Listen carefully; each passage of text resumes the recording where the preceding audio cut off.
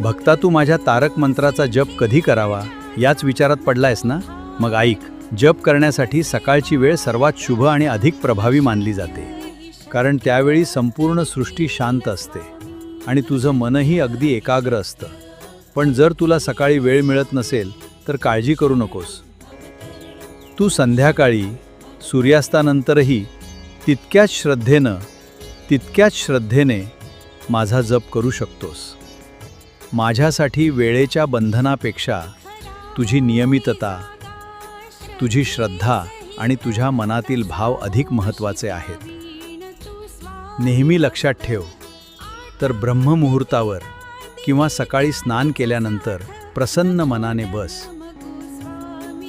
आणि जर सकाळी शक्य नसेल तर संध्याकाळी दिवा लावून शांत चित्ताने माझा जप कर.